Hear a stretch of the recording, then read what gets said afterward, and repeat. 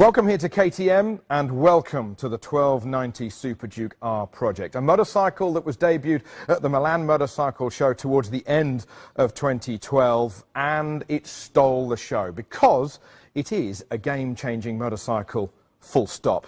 Now with me here today is Jeremy McWilliams, the test and development rider for the entire project and a Grand Prix rider who has won races and been on the podium many a day. Jeremy, it's not just a very aggressive looking motorcycle, but all of the numbers, all of the impressive figures are inside that engine. Yeah, phenomenal, Toby. The bike's producing 144 newton meters of torque, which is quite incredible. So that obviously equates into a very, very fun riding experience. So, I mean, you can pull off in any gear, you can wheelie in any gear. This has got to be the torquiest bike you've ever ridden. It's got more torque than any bike I think I've ever ridden, and that's including all of my race bikes. So, yeah, second gear, pull away, third gear, fourth gear, wheelies if you so wished. Not that I told you that. It does make a lot of fun. Obviously, we've been doing it behind closed doors on a racetrack, so we've been able to do whatever we want with the bike. But it has been a very, very, very pleasurable experience. A fun experience and a usable experience with a motorcycle that is super light as well.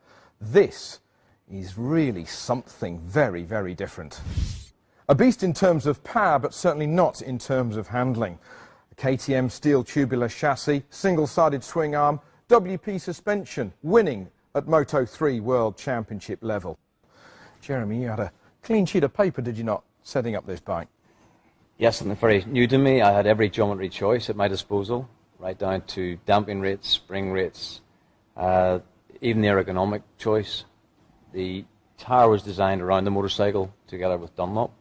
Really? And this is the complete package. So nothing off the shelf. That's done many, many a kilometre already, has it? We've used a lot of those tyres to come up with this, but it works very, very well. It's the best. And a tyre that will work in all scenarios, whether or not you're going to the shops or, more importantly, going on that track day. A very powerful, a very torquey motorcycle that we've got in front of us.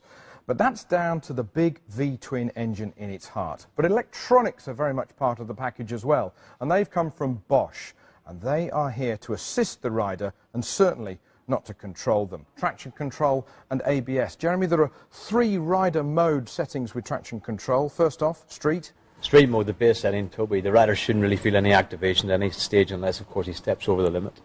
The throttle response is a little softer, helps just that riding experience in town. He puts aggressive throttle openings into it. The bike takes care of it. So it's nice and smooth. Correct. Then, of course, rain. With this much power, how does it cope with that? The rain mode is pretty safe. I've got a lot of confidence in the rain mode. We've tried it on many different slippery conditions, and actually the system works quite cleverly, whereby it limits the maximum horsepower output. The throttle response is much softer. And of course, at minimal lean angles, we've got much more interruption from the traction control. Sounds very safe. But what a lot of people want to know about is sport and what you're best at out there on the racetrack. My favourite setting, obviously my favourite setting. We tried to come up with a setting that was as close as possible to having no traction control on whatsoever. So it's a much more involved ride. The connection from the throttle to the bike is much more direct. We can get a little bit of spin, a little bit of slip at maximum lean angles, but not too much unless, of course, you overstep the mark, you overstep the limit. We get activation. But I really love the sport mode, and I think would be my preferred mode on the track. Rather than turning the traction control off, as you can, I would keep it in the sport mode. These electronics enable this motorcycle to go from 0 to 200 kilometres an hour in under 8 seconds. And now we move on to stopping, braking, and specifically ABS. Jeremy, a couple of settings with the brakes? Yeah, 2 ABS modes, one which is the standard, always maximum, shortest braking distance possible, and another mode where we have the possibility of disconnecting the rear wheel, so there's no ABS activating on the rear wheel for a more experienced rider, say he wants to slide about a little bit or whatever, or you could always switch it off. For the brave. But in the normal ABS setting, can you beat it if the ABS is off? Not a chance. We tried it a few times and I thought I could, but it always beats me, Toby.